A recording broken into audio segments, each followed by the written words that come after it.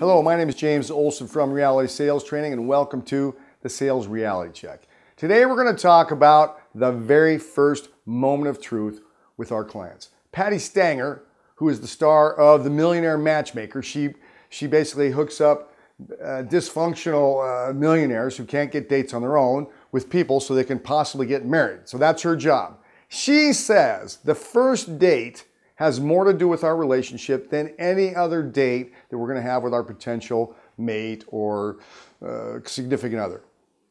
I couldn't agree with her more. It's the same in sales. So if you're on a date and your date shows up 7 minutes late or 15 minutes late and you don't at least crinkle your nose at them and say, oh, I'm sorry, I got out here a little early, they're going to do it next time, the time after that, and the time after that. So we cannot let those things go.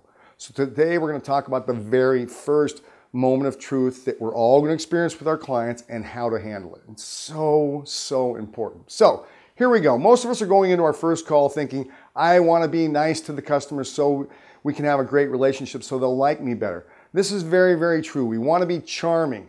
But in every call, we're going to ask a question. Not every call, but a lot of times in our first engagement with the customer, we need to do evaluation, ask them questions, evaluate them, qualify them. So we need to ask questions and get answers to those questions. Sometimes, often, they will sidestep us or obfuscate. This is what I call a non-answer answer and the first moment of truth from the customer. Often we'll ask the customer, how much of that do you use per month? And they'll say a fair amount. Most sellers let that go. And so what I find with a lot of young sellers especially, we get 6 months into the business and I have a bunch of clients that just are not qualified. They're too small. And also, we train the client that it is okay to sidestep our questions, and they will continue to do that all the way up to closing. So when we ask a question that the customer sidesteps or obfuscates on, what we do, we just friendly and firmly re-ask our question.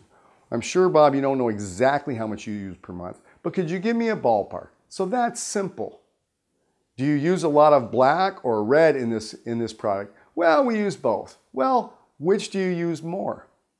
So if you listen very intently, which we should be doing anyway, you'll hear these non-answer answers. Keep a smile on your face. Don't get nervous. We're not having an argument with the customer, but just circle back around and re-ask your question.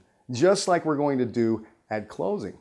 Well, I really can't buy that right now. Well, I understand that you think that you can't buy it right now, or there are circumstances that might slow you down, but how about this? And so we develop this relationship where the customer knows that when they sidestep our questions, we're going to circle back around respectfully, friendly and firm, and re-ask our questions. This has been the Sales Reality Check. My name is James Olsen with Reality Sales Training. I appreciate you coming by, and until next time, let's go get an order.